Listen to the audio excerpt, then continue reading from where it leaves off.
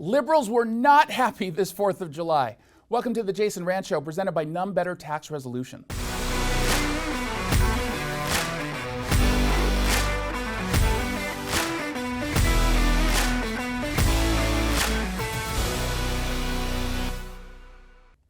This week, most of us celebrated another Independence Day, a celebration of what this country stands for, our values, our freedoms, our independence. Now, of course, that triggers the radical left, and they did not hide their disdain for this country.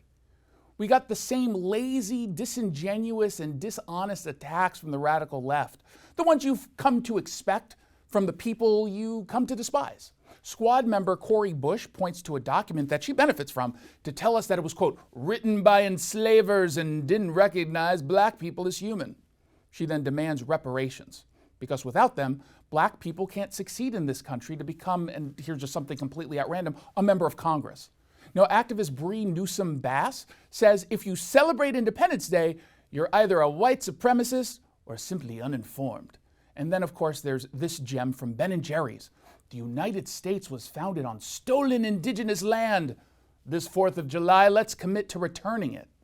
Okay.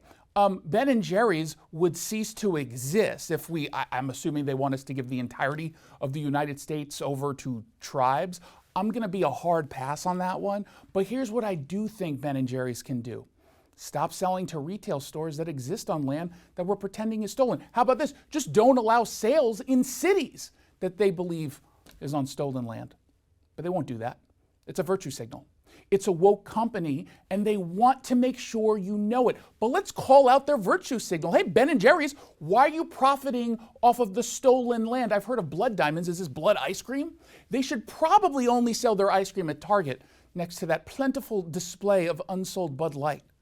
Now, it's hard to ignore these people because they're so loud and so visible and so painfully ignorant.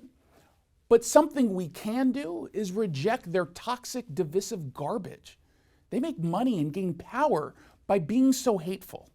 So join me in enjoying this incredible freedom that we have, that we're afforded in the United States. We are free to reject these hateful people and self-loathing businesses. I declare myself independent from the lunacy, and I hope you'll join me. Jason Rantz here with Greg Nunn, your local tax expert and advocate. Greg, thank you so much for coming on. Hey, Jason, great to be with you again and talk about these tax issues. Okay, so why should anyone in trouble with the IRS contact you immediately?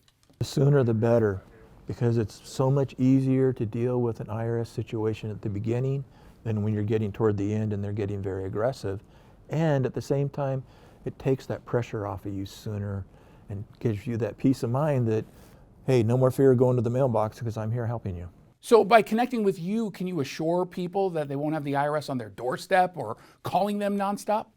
When you have representation, you definitely do not want to talk to the IRS ever, and you don't have to. You are protected by statute, by law, that when you have representation, they have to deal with your representative. And I am acting in your best interest when I'm dealing with the IRS, and I tell you, you don't want to talk to them, it'll just stress you out. Greg, thank you so much. That was really, really helpful. Hey, it's my pleasure, and I just really hope that what I've said helps some people that are in tax difficulty. If you're having trouble with the IRS, then call Greg Nunn. Greg might be able to negotiate a settlement for up to 85% off the original amount owed, including penalties and interest. Call Greg Nunn today. Did you like this video? We have a whole lot more over at ktth.com.